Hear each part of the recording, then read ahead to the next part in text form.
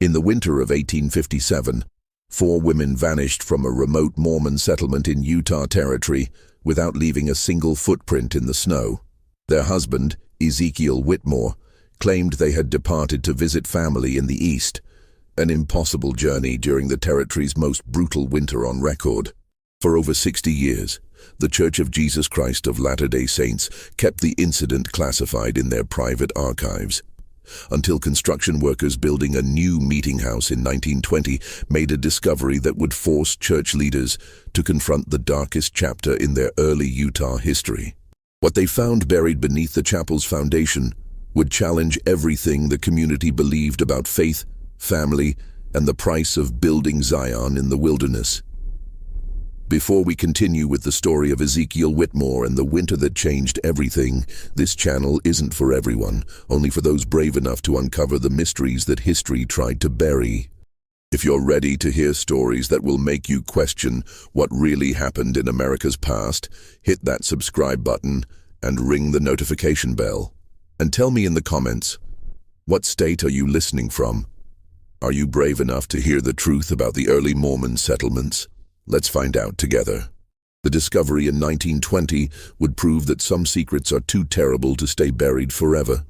The Utah Territory of 1847 was a land of impossible dreams and crushing realities. When Brigham Young first gazed upon the Salt Lake Valley and declared this is the place, he was looking at thousands of square miles of alkaline desert, bracketed by mountains that would trap his people in complete isolation for months at a time. Yet for the Mormon pioneers, this desolation was providence, a promised land where they could practice their faith without the persecution that had driven them from Missouri, Illinois, and every other place they'd tried to call home. Ezekiel Whitmore arrived in the valley during the second wave of Mormon migration in late September 1847. Unlike the advance company that had accompanied Brigham Young, Whitmore's group faced the approaching winter with insufficient supplies and inadequate shelter. He was 34 years old, a skilled carpenter from Vermont who had converted to Mormonism in 1843 after hearing Joseph Smith speak in Nauvoo. What set Whitmore apart from most of his fellow pioneers was his family situation. He traveled with 4 wives, all legally married to him under the principle of plural marriage that the church had begun practicing in secret. His first wife, Sarah Whitmore, was 31, a steady woman with graying hair who had been married to Ezekiel for 8 years. She was barren, a fact that in Mormon theology made plural marriage not just acceptable, but necessary for achieving the highest degree of celestial glory. Sarah had herself selected Rebecca Thornton, 27, as Ezekiel's second wife in 1845. Rebecca was educated, unusual for a woman of her time, and could read both English and German. She questioned church doctrine more openly than was comfortable for most Mormon men, but Ezekiel seemed to value her intellectual contributions to their family discussions. Mary Kellerman became the third wife in early 1847, just before the journey west. At 24, she was pregnant with her first child and suffered greatly during the trek across the plains. Her German immigrant parents had died during the Nauvoo period, leaving her with no family except the Whitmore household. The fourth wife, Ruth Caldwell, was barely 19 and had joined the family only 3 months before they departed for Utah. Her marriage to Ezekiel had been arranged by church elders who felt she needed protection after her own family died in the Missouri conflicts. The Whitmore family settled in what would later become known as Mill Creek, about 8 miles southeast of the main Salt Lake settlement. Ezekiel chose the location because a small creek provided water year-round, and the land showed promise for farming. More importantly, the isolation suited his temperament. He had always been a private man who preferred the company of his wives and his work to the social obligations of community life. That first autumn, Ezekiel worked with desperate intensity to prepare for winter. He built a large cabin with separate rooms for each wife, following the careful protocols that Mormon men had developed for managing plural households. The cabin was solidly constructed, with thick log walls and a stone foundation, but it was the only structure for miles in any direction. Their nearest neighbors were a family of Danish converts living 3 miles to the north, and even they would be unreachable once the snows began. The Mormon community in those early years was tight-knit by necessity. Every family's survival depended on cooperation, shared resources, and mutual support. Church leaders maintained strict oversight of plural marriages, not just for theological reasons, but because they understood the practical challenges of managing complex family relationships in isolation. Men who practiced plural marriage were expected to maintain harmony in their households and to contribute positively to the community's overall welfare. Ezekiel's wives each brought different skills to their remote household. Sarah managed the domestic affairs with quiet efficiency, organizing food storage and textile production for the winter ahead. Rebecca kept detailed records of their supplies and expenditures, and she had begun teaching herself basic medical skills that could prove essential in emergencies. Mary, despite her pregnancy, was skilled at preserving foods and had created an impressive store of dried fruits and vegetables. Ruth, the youngest, was energetic and optimistic, taking on the heaviest physical labor despite her small size. By December 1847, the Whitmore household appeared to be thriving. Church records show that Ezekiel made regular trips to the main settlement to trade goods and attend meetings.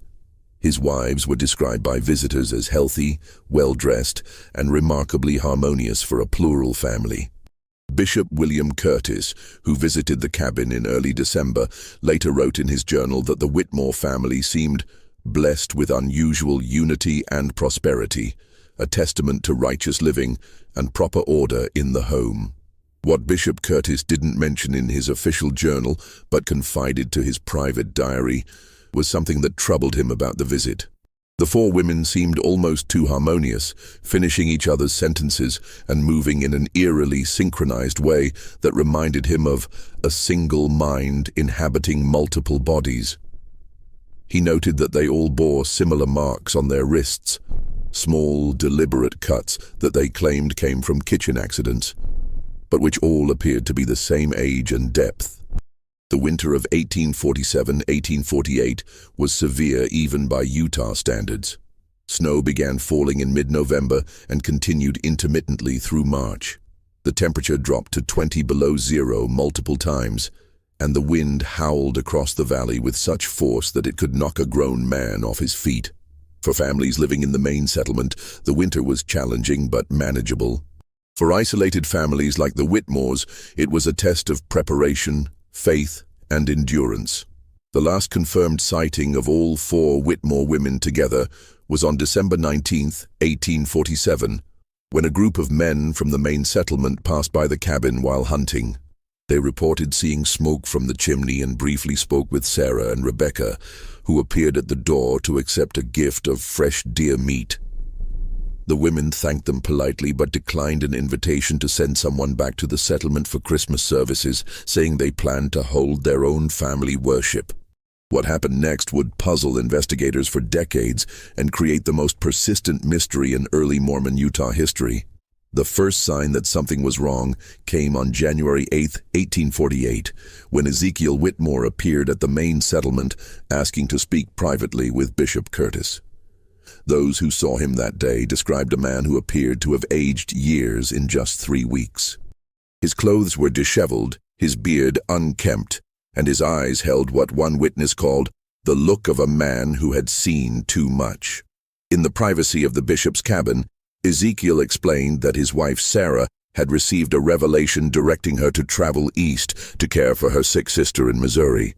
He said she had felt the calling so strongly that she couldn't wait for spring, and had departed with a small group of travelers who had passed through their area. Bishop Curtis was immediately suspicious. No travelers would attempt the eastward journey in the middle of winter, and Sarah had never mentioned having a sister in Missouri. When the bishop pressed for details, Ezekiel's story began to shift. First he said the travelers were missionaries returning east. Then he claimed they were mountain men who knew secret winter routes. His hands trembled as he spoke, and he kept glancing toward the door as if expecting someone to enter. Most disturbing was his insistence that the bishop shouldn't visit the cabin to check on the remaining wives, claiming they were observing a period of spiritual purification that required complete isolation.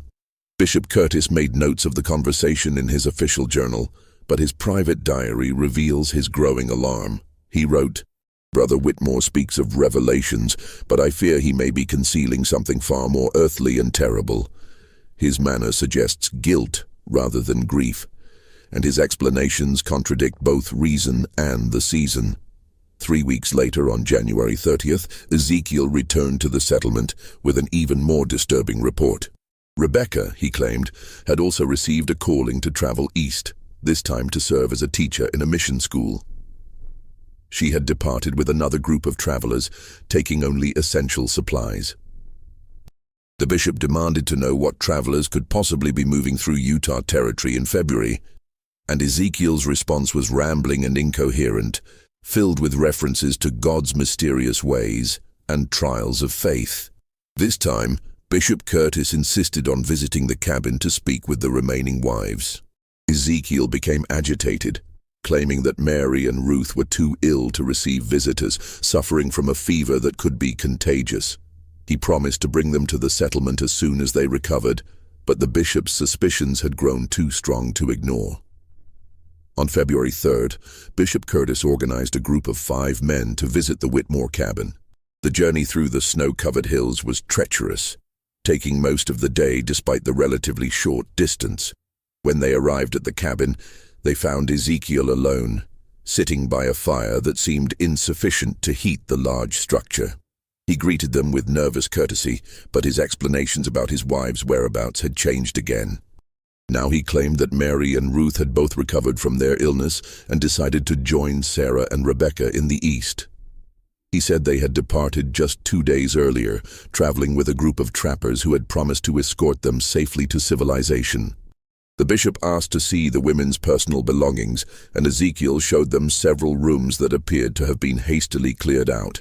Clothing, books, and personal items were gone, but the bishop noticed that heavy items like furniture and cooking implements remained, unusual for women making a permanent departure. More troubling were the signs of recent digging behind the cabin. Ezekiel explained that he had been working on an expansion of the root cellar, preparing for the next winter. But the ground was frozen solid, and the amount of disturbed earth seemed far greater than necessary for a simple food storage area. When one of the men commented on the difficulty of digging in frozen ground, Ezekiel's response was sharp and defensive, claiming that God's work requires dedication even in the hardest conditions. The visiting party spent the night in the cabin, and several of them later reported feeling deeply unsettled by the experience. The building was too quiet, they said, with none of the subtle sounds that indicated the presence of women. No rustling of skirts, no soft conversations, no feminine touches in the daily routines. Ezekiel served them a meal that seemed to consist entirely of preserved foods, despite the fact that fresh bread and dairy products should have been available if women had been managing the household recently.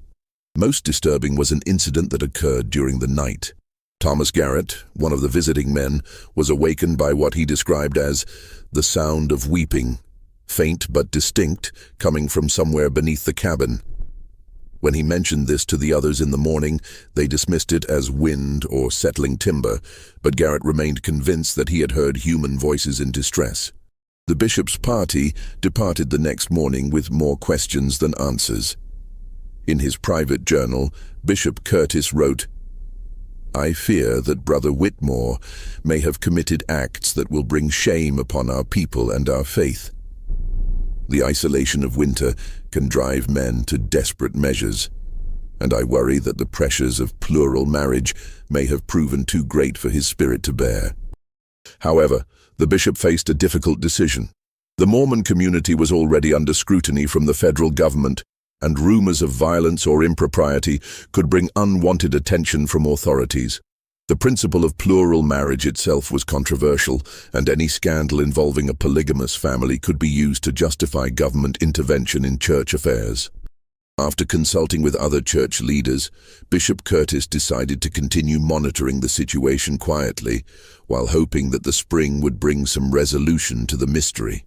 Throughout the remaining winter months, Ezekiel made regular appearances at the settlement, always alone and increasingly gaunt. He claimed to be in regular correspondence with his wives, receiving letters that confirmed their safe arrival in the East and their happiness in their new circumstances. But he could never produce these letters, claiming they were too personal to share, or that he had accidentally destroyed them in the fire. Members of the community began to whisper among themselves.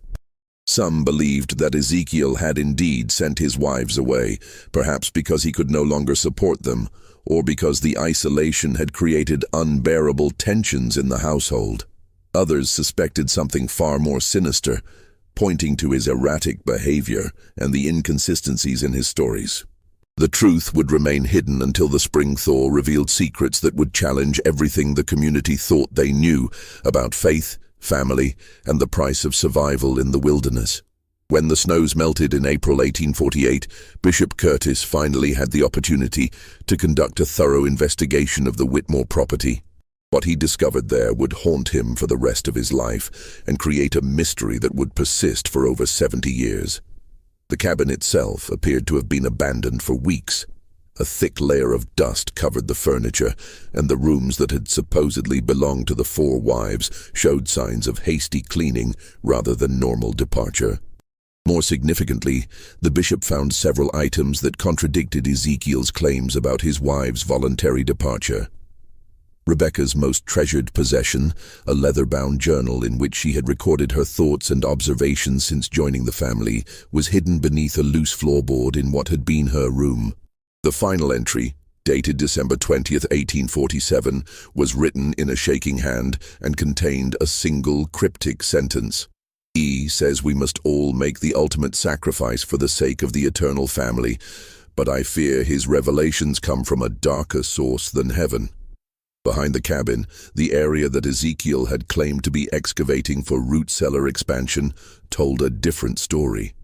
The disturbed earth covered a much larger area than necessary for food storage, and the digging appeared to have been done in stages over several weeks.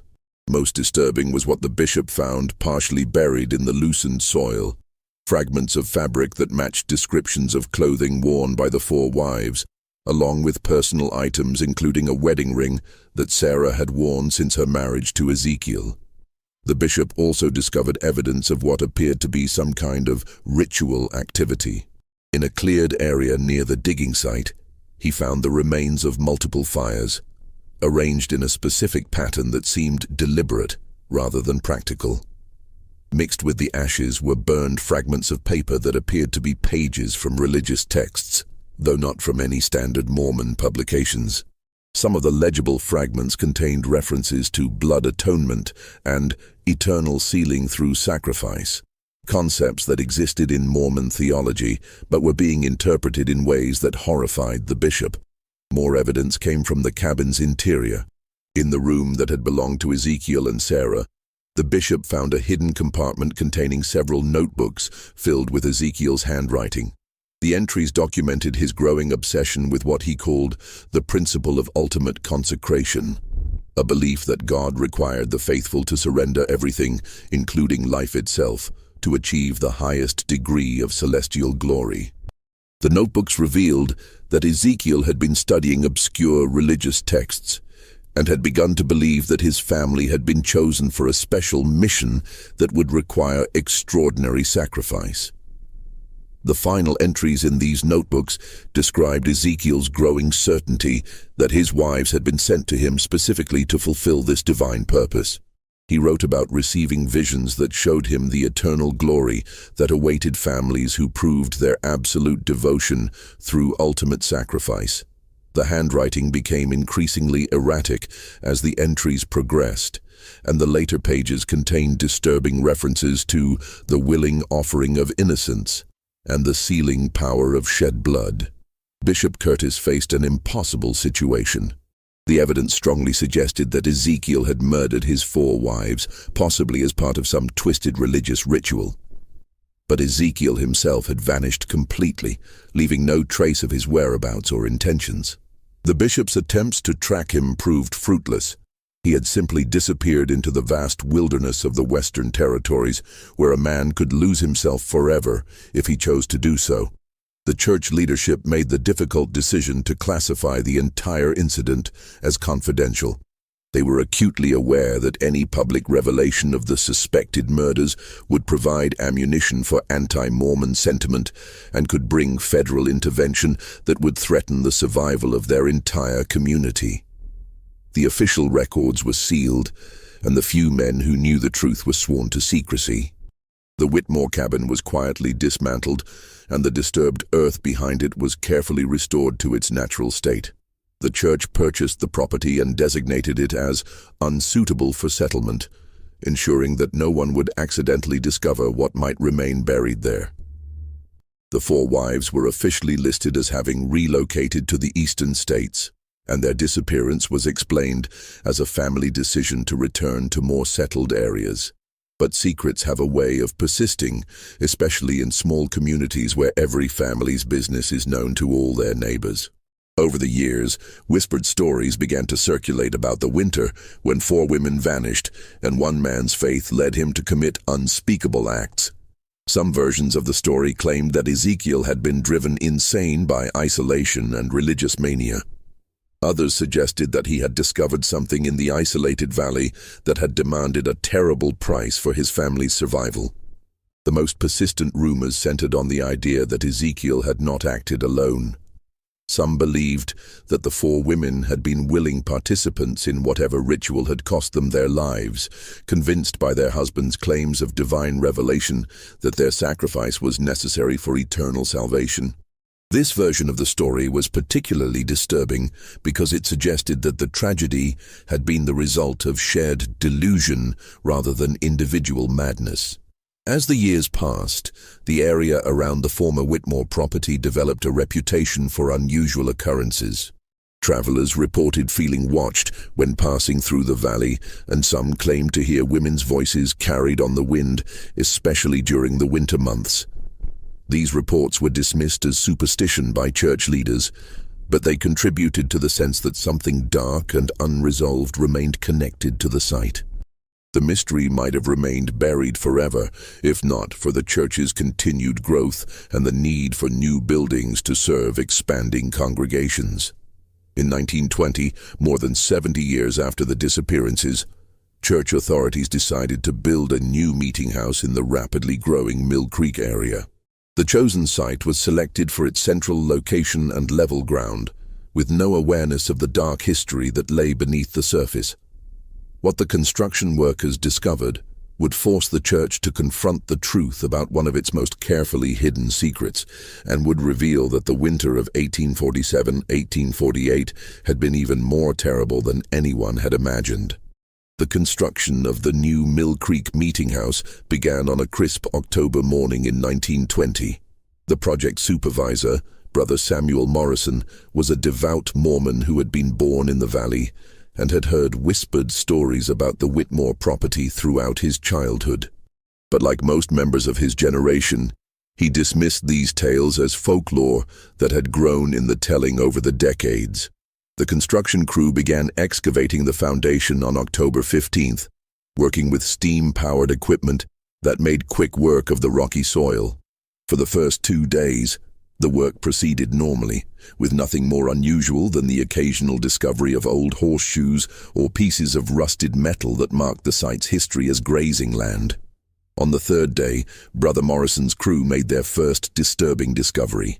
About 4 feet below the surface, they uncovered what appeared to be a deliberately constructed stone chamber, roughly 8 feet square and lined with carefully fitted rocks. The chamber had been sealed with a flat stone cover, and when they lifted it, they found a collection of objects that seemed to have been placed there intentionally as some kind of burial cache. The objects included 4 sets of women's clothing, neatly folded and arranged in separate piles.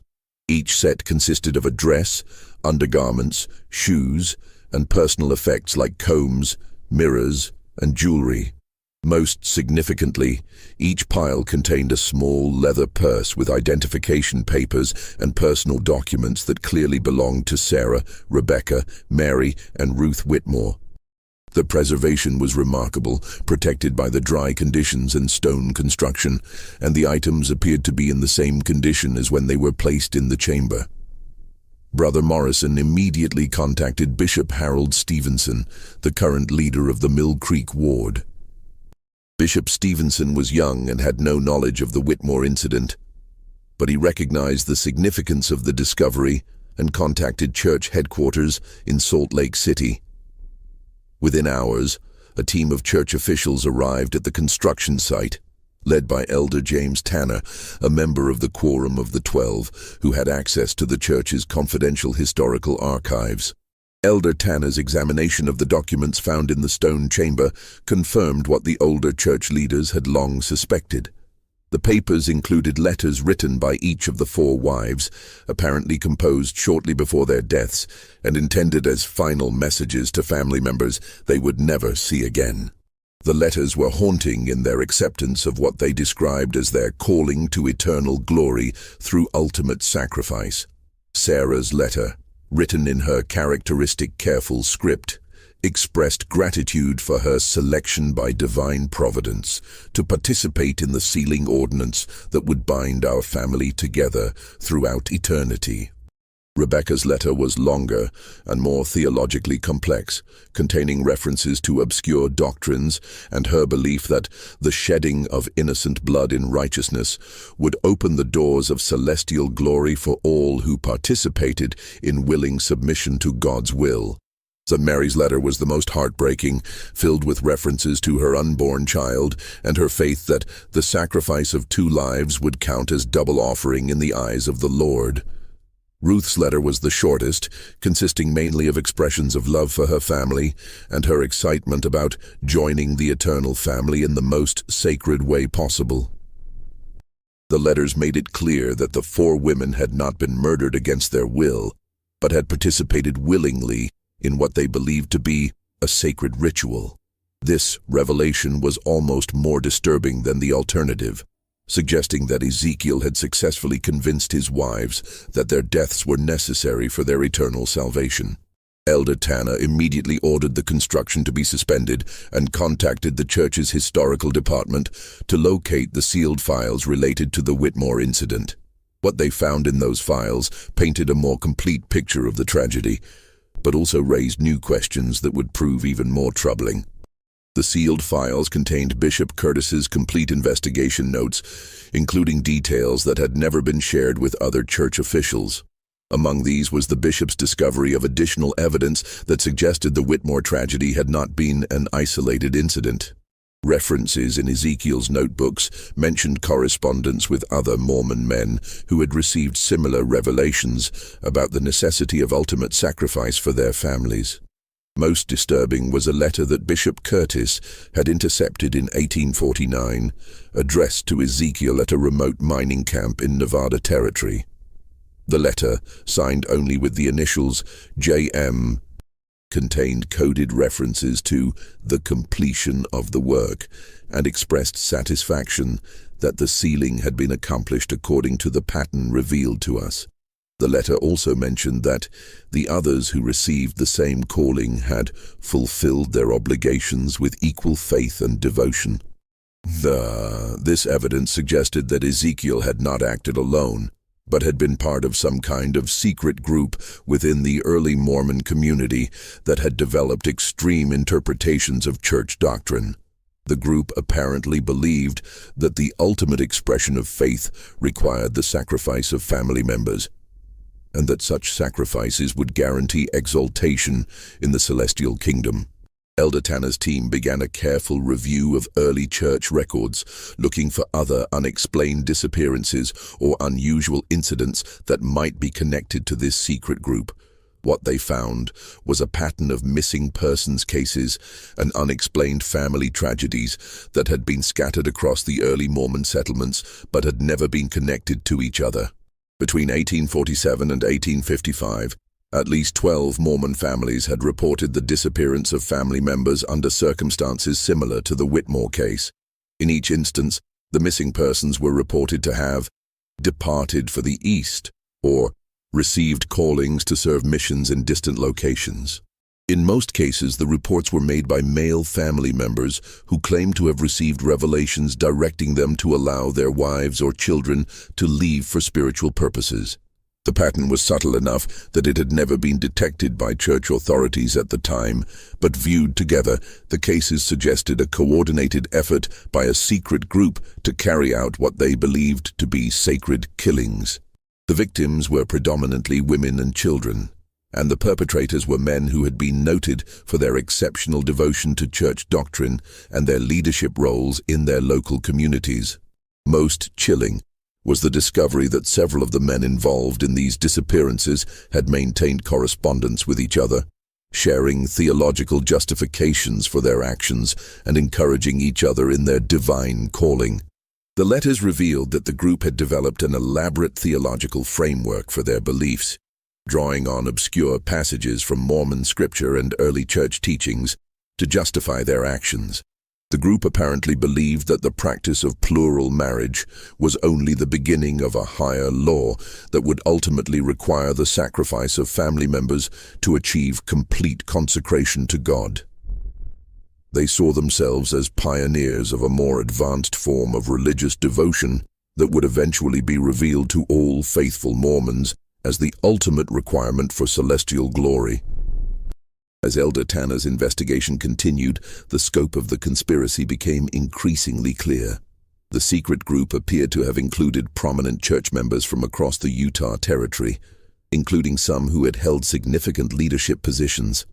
The group had operated with careful coordination, sharing information about their activities and providing mutual support for their beliefs. The investigation also revealed that the group had eventually been detected by church authorities in the mid-1850s, leading to a secret purge that had removed suspected members from leadership positions and forced others to flee the territory.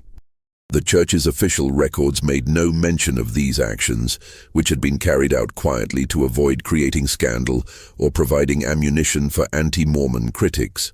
But the discovery of the stone chamber at the Mill Creek construction site proved that the group's activities had been far more extensive than church leaders had realized at the time. The careful preservation of the victims' belongings suggested that the perpetrators had viewed their actions as sacred ordinances that required proper documentation and remembrance. The question that haunted Elder Tanner and his team was whether the group had been completely eliminated in the 1850s, or whether some members had escaped detection and continued their activities in remote areas of the Western Territories. The evidence suggested that the conspiracy had been larger and more organized than anyone had imagined, with implications that extended far beyond the tragic fate of the 4 Whitmore women. The investigation would soon reveal that the stone chamber was only the beginning of what lay buried beneath the Mill Creek construction site, and that the winter of 1847 to 1848 had been even more terrible than the darkest rumors had suggested. As Elder Tanner's team expanded their excavation of the Mill Creek site, they made increasingly disturbing discoveries that suggested the Whitmore tragedy was far more complex than a single family's descent into religious madness.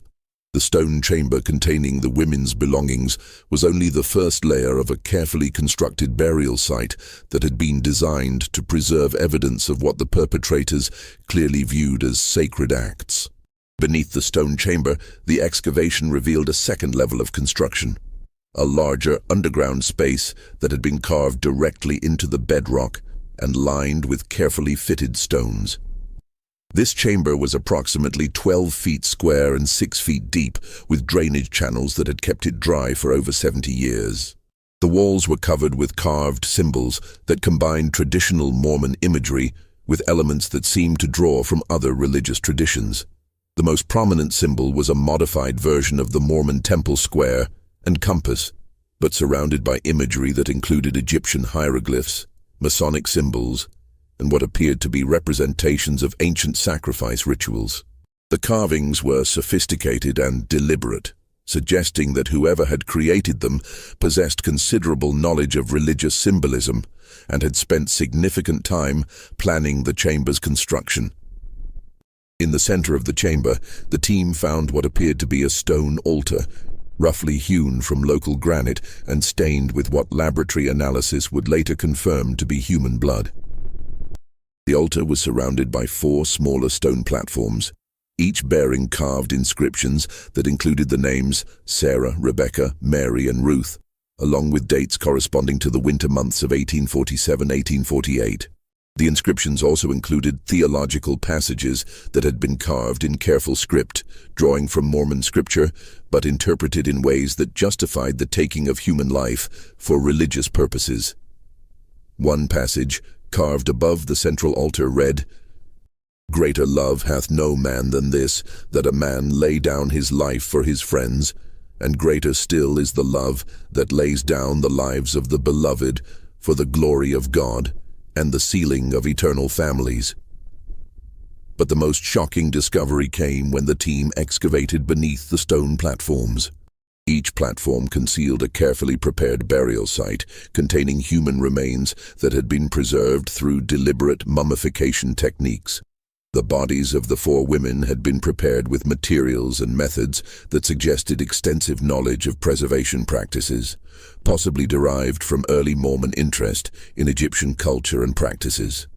The condition of the remains allowed for detailed examination that revealed the manner of death.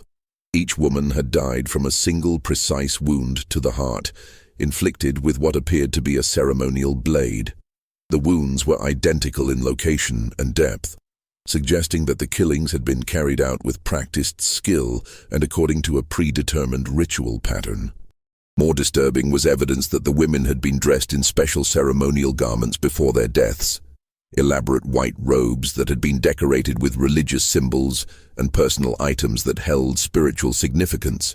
The garments appeared to have been specially prepared for the ritual, with careful attention to detail that suggested the perpetrators had viewed the killings as sacred ordinances, requiring proper ceremonial preparation.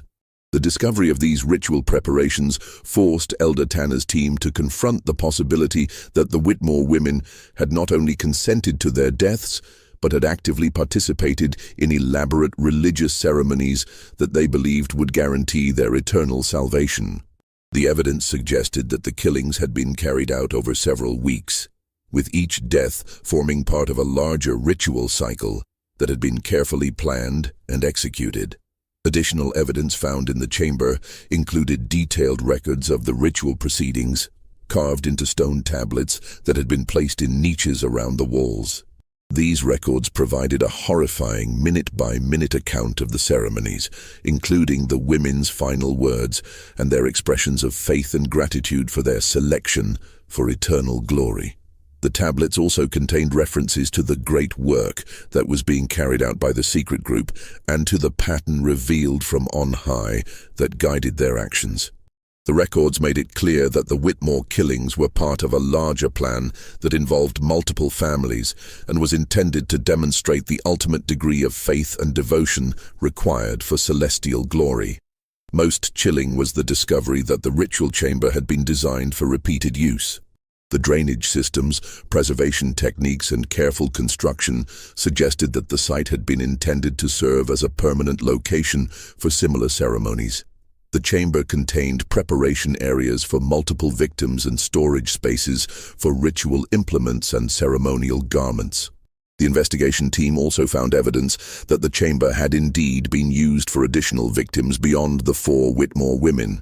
Carved records indicated that at least 8 other individuals had been sealed in the chamber between 1848 and 1855, including members of 3 other families that had been reported missing during the early years of Mormon settlement in Utah.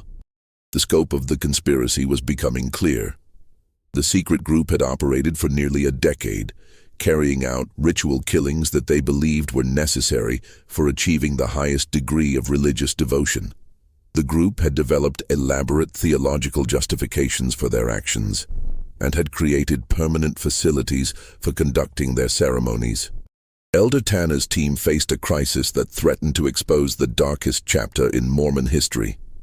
The evidence they had uncovered proved that a secret group within the early church had carried out systematic ritual murders, possibly involving dozens of victims over several years. The implications for the church's reputation and the faith of its members were staggering. The investigation also revealed that the group had maintained detailed records of their activities, including lists of potential victims and plans for expanding their operations. The records suggested that the conspiracy had been far more organized and extensive than anyone had imagined, with cells operating in multiple settlements across the Utah Territory. Most disturbing was evidence that some members of the secret group had held positions of authority within the church hierarchy, using their access to confidential information to identify potential victims and to cover up their crimes. The group had apparently used their knowledge of church doctrine and their positions of trust to convince victims that their deaths were necessary for eternal salvation. The investigation team realized that they were uncovering not just a series of isolated crimes, but evidence of a systematic conspiracy that had operated within the highest levels of the early Mormon Church. The implications were so serious that Elder Tanner immediately contacted the church's first presidency to report his findings and to request guidance on how to proceed. The decision that would be made in the coming days would determine whether the truth about the Whitmore tragedy and the larger conspiracy would ever be revealed to the public, or whether it would be buried once again to protect the church from scandal and persecution. But as Elder Tanner's team continued their excavation, they began to suspect that the underground chamber held even more terrible secrets that would make the choice between truth and concealment even more difficult. The final phase of Elder Tanner's investigation began when his team discovered a hidden passage leading from the main ritual chamber to an even deeper level of construction. The passage was narrow and had been carefully concealed behind a false wall, suggesting that it led to the most secret part of the underground complex. What they found in this deeper chamber would reveal the true scope of the conspiracy and the identity of its leadership. The deeper chamber was smaller than the ritual space above, but it had been constructed with even greater care and attention to detail. The walls were lined with carefully fitted stones that had been carved with intricate religious symbols, and the ceiling was supported by precisely cut archways that demonstrated advanced engineering knowledge. This was clearly the inner sanctum of the secret group, the place where their most important meetings and ceremonies had been conducted. In the center of the chamber, the team found a stone table that had been carved with extraordinary precision. The table's surface was covered with detailed maps of the Utah Territory, showing the locations of Mormon settlements and marking specific sites that had been designated for the group's activities. The maps included detailed notes about the families living in each settlement, with particular attention to households that might provide suitable victims for their rituals. The most shocking discovery was a series of stone tablets that contained the complete theological framework developed by the secret group to justify their actions. These tablets revealed that the group had been led by a man named Jeremiah Blackwood, who claimed to have received direct revelations from Joseph Smith himself, directing him to establish what he called the Order of Eternal Sacrifice. According to the tablets, Blackwood had been present at some of Joseph Smith's private meetings in Nauvoo and had developed an extreme interpretation of the prophet's teachings about eternal families and celestial marriage. Blackwood believed that the ultimate test of faith required families to demonstrate their willingness to sacrifice everything, including life itself, to prove their devotion to God and to secure their eternal exaltation. The tablets contained detailed instructions for identifying suitable families for participation in the order's rituals. The criteria included strong faith, isolated living situations, and family structures that would not be immediately missed by the broader community.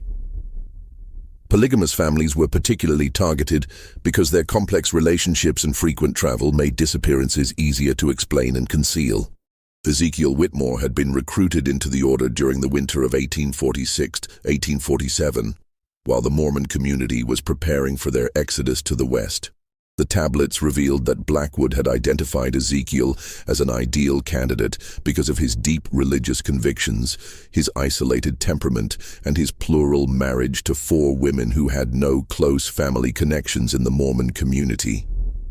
The recruitment process had been gradual and carefully orchestrated.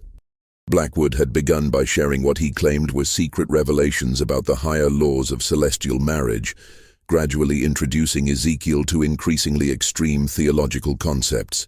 By the time the Whitmore family departed for Utah, Ezekiel had been fully indoctrinated into the order's beliefs and had committed to carrying out the ritual sacrifice of his wives during their first winter in the territory.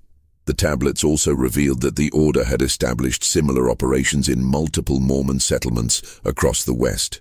Each cell was led by a trusted member who had been personally recruited by Blackwood, and who was responsible for identifying potential victims and carrying out the ritual killings. The cells operated independently but maintained communication through a network of coded letters and secret meetings. The ritual chamber beneath the Mill Creek site had been one of several permanent facilities established by the order for conducting their ceremonies. Similar chambers had been constructed near other Mormon settlements, each designed to preserve evidence of the rituals for what the order believed would be the eventual recognition of their practices as legitimate religious ordinances. The tablets contained detailed accounts of the specific rituals that had been carried out in the Mill Creek chamber. The ceremonies had followed a precise pattern that had been developed by Blackwood based on his interpretation of ancient sacrifice practices and early Mormon temple rituals. Each ceremony had lasted several days and had included elaborate preparations, theological instruction, and final rituals that the participants believed would seal their eternal families together in the highest degree of celestial glory. The account of the Whitmore family's final days was preserved in horrifying detail.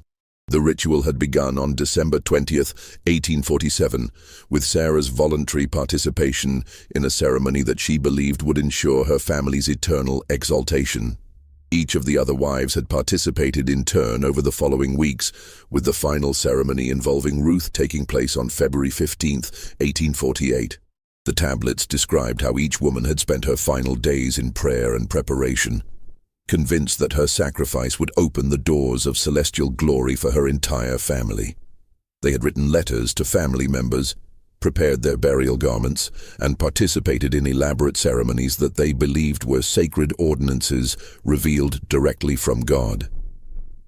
Most disturbing was the revelation that the women had not only consented to their deaths, but had actively encouraged each other to participate in the rituals. The tablets contained their recorded conversations, showing how they had strengthened each other's faith and had expressed excitement about their calling to eternal glory through ultimate sacrifice.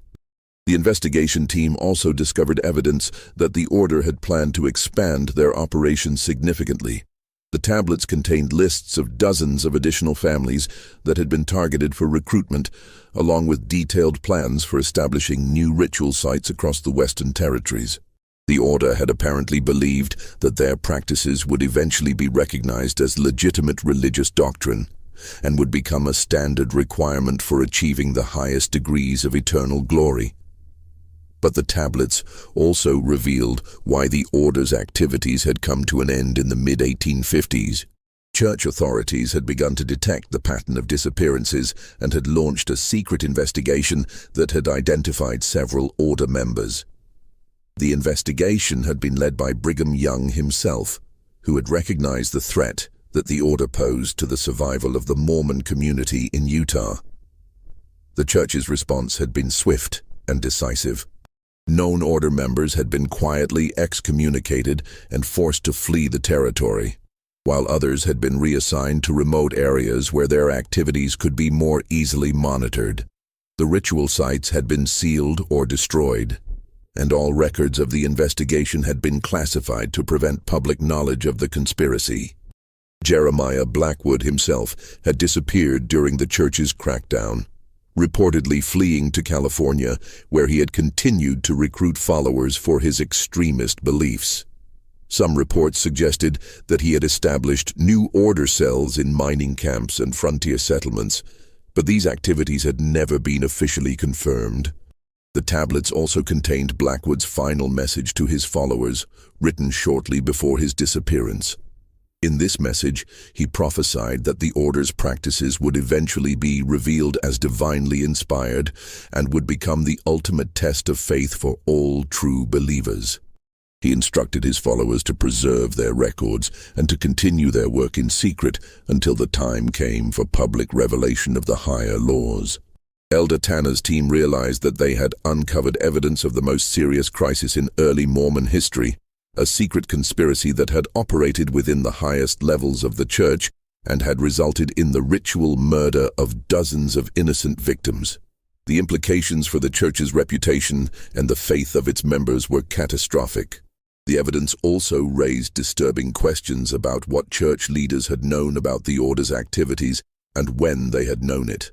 The tablets suggested that some members of the church hierarchy had been aware of Blackwood's extreme teachings, but had failed to act quickly enough to prevent the development of his murderous conspiracy. Most troubling was the possibility that other order cells had continued to operate after the official crackdown, carrying out additional ritual killings in remote areas where their activities would never be detected. The evidence suggested that the order's influence had been far more extensive than church authorities had realized, with implications that could extend well beyond the Utah territory. As Elder Tanner prepared his final report on the investigation, he faced an impossible choice. The evidence he had uncovered proved that a secret group within the early Mormon church had carried out systematic ritual murders, possibly involving hundreds of victims over nearly a decade. The truth about the order of eternal sacrifice would expose the darkest chapter in Mormon history and could destroy the faith of millions of believers worldwide. But the alternative, concealing the evidence and allowing the victims to remain forgotten, was equally unthinkable. The families of Sarah, Rebecca, Mary, and Ruth Whitmore, along with all the other victims of the order's rituals, deserved to have their stories told and their deaths acknowledged. The decision would ultimately rest with the church's highest authorities, but Elder Tanner knew that whatever choice was made would have consequences that would echo through generations of Mormon believers and would shape the church's relationship with its own history for decades to come. The meeting that would determine the fate of Elder Tanner's investigation took place in the First Presidency's private chambers on November 15, 1920. Present were President Heber J. Grant, his counselors, and the most senior members of the Quorum of the 12 Apostles. Elder Tanner presented his findings in a 3-hour session that was later described by one participant as the most sobering and troubling presentation in the history of the church. The evidence was undeniable. The stone chambers, the preserved remains, the detailed tablets, all pointed to a systematic conspiracy that had operated within the early Mormon community and had resulted in the deaths of dozens of innocent victims. The order of eternal sacrifice had been real, and its influence had been far more extensive than anyone had imagined. President Grant's response was measured but decisive. After consulting with his counselors and receiving unanimous agreement from the Quorum of the 12, he made the choice that would define the church's relationship with this dark chapter of its history. The evidence would be preserved in the church's most secure archives, accessible only to the highest levels of church leadership. The victims would be quietly remembered in special memorial services attended only by church authorities. But the truth about the order of eternal sacrifice would never be revealed to the public. The decision was justified on multiple grounds. Public revelation of the conspiracy would provide ammunition for anti-Mormon critics and could undermine the faith of millions of believers who had dedicated their lives to the church. The evidence also suggested that the order had been successfully eliminated in the 1850s, meaning that there was no ongoing threat to public safety.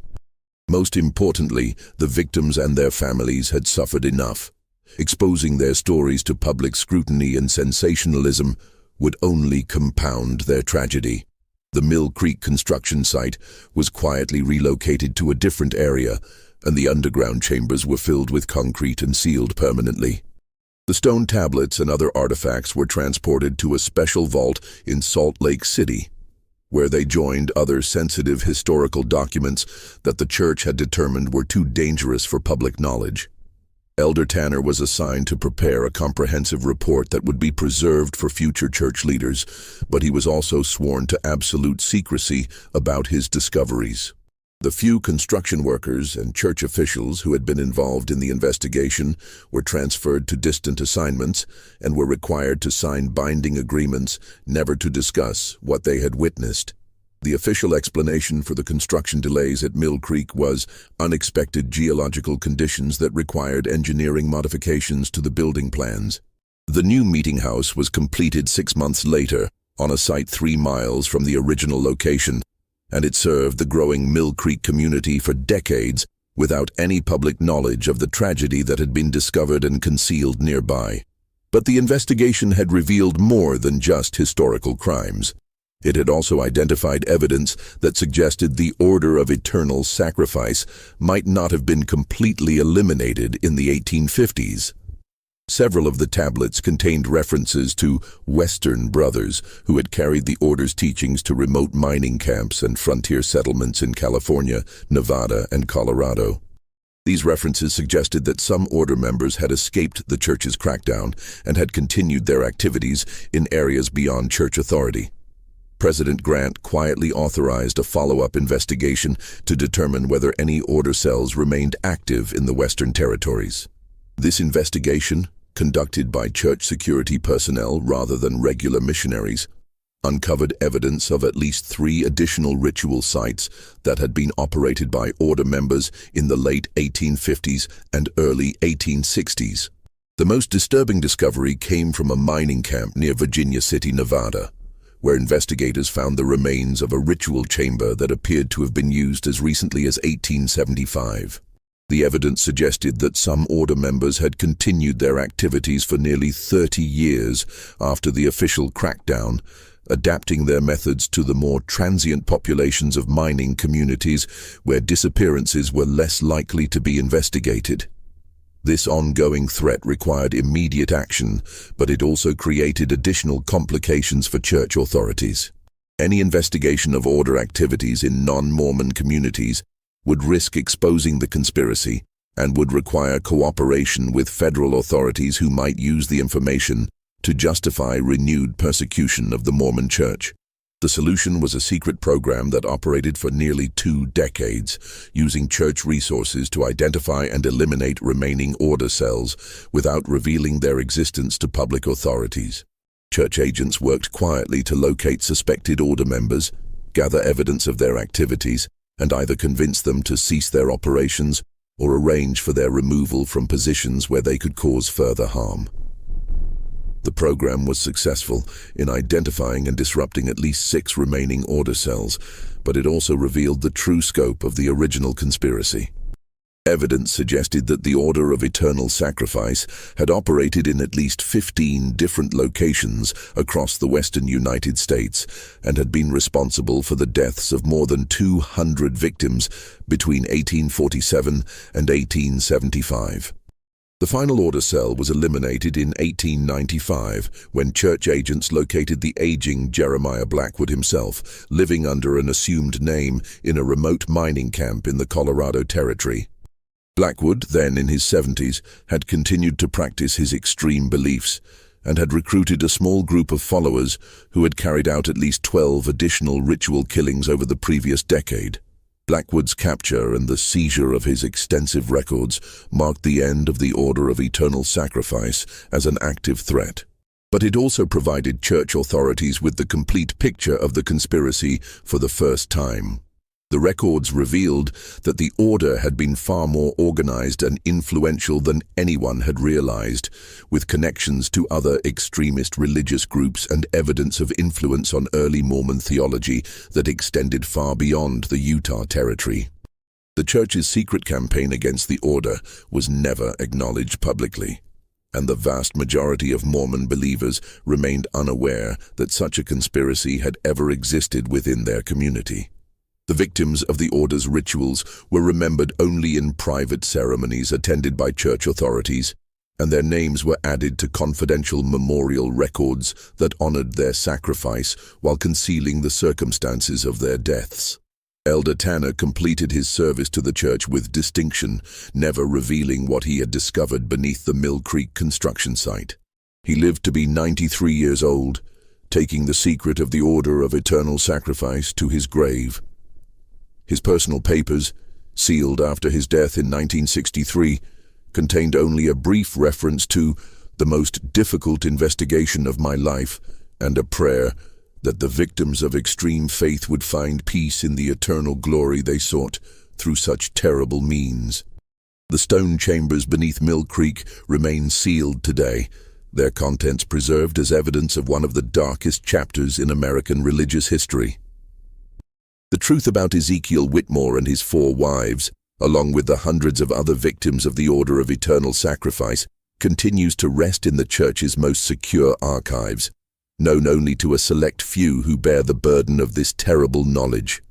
Modern Church authorities have occasionally debated whether the time has come to reveal the truth about the Order, but each generation has ultimately concluded that the potential harm outweighs any benefit that might come from public disclosure.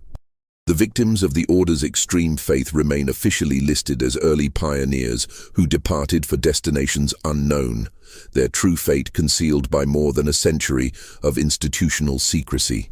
The Mill Creek area today is home to thriving suburban communities, shopping centers, and modern churches that serve thousands of faithful Mormon families. Few residents know that their neighborhood was once the site of ritual chambers where dozens of innocent people died in pursuit of eternal glory. The truth about the winter of 1847-1848, when 4 women vanished without leaving footprints in the snow, remains one of the most carefully guarded secrets in Mormon history. Whether that secret will ever be revealed, or whether it will remain buried forever beneath the weight of institutional protection and the passage of time, is a question that only future generations of church leaders will be able to answer. But the story of Ezekiel Whitmore and his 4 wives serves as a haunting reminder of the terrible consequences that can result when religious faith is twisted into justification for unspeakable acts, and when the pursuit of eternal glory leads to the destruction of innocent lives. The mystery that began with 4 missing women in a remote Utah cabin had revealed a conspiracy that challenged everything the Mormon community believed about their early history.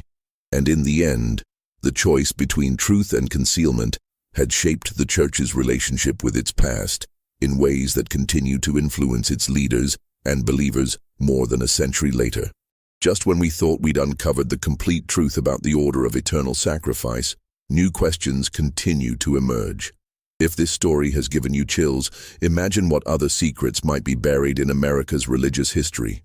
Hit that like button if you believe some truths are too terrible to reveal, and subscribe to join our community of brave souls who aren't afraid to explore the darkest mysteries of our past. What do you think?